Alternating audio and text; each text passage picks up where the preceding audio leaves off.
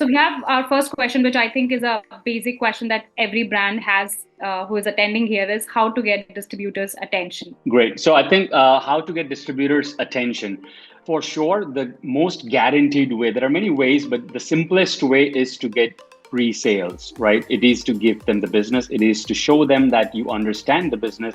It is to really go out and hand them orders, for their customers.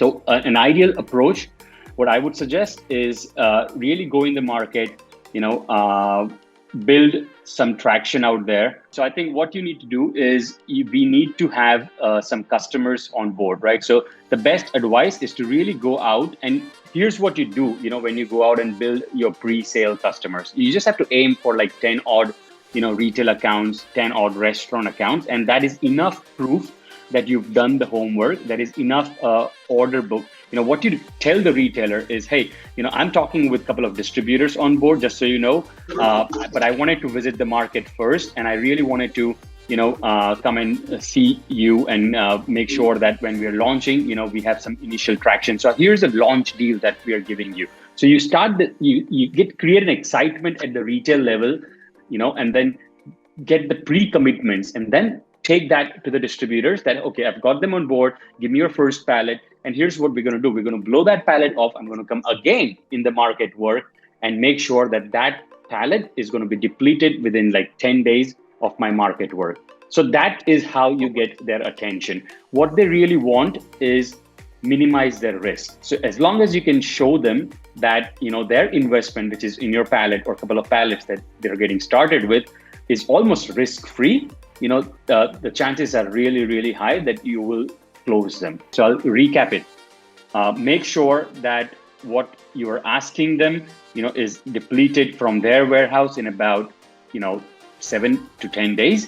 And what you've sold to the retailers, their customers, is depleted in about 60 days. So, which means show them that these are the sales that you've got, and this is the in-store tastings or market work or whatever promotion you're going to do to make sure the stocks are depleted at the retail as well.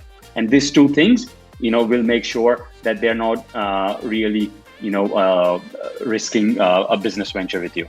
So you don't want to start with Southern. Southern's, that size of the distributor is more of a service person. So you give them an account and then you go with Southern. So it's a chicken and egg problem, but at the last stage of your business, chain and Southern.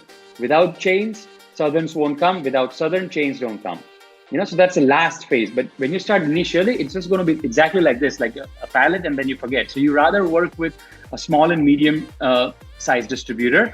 You risk a little bit of payments, I understand, but you work with them and get them personal guarantee or something, but you work with a small distributor where sort of you are making them money and they are important to you and you are important to them. That's it.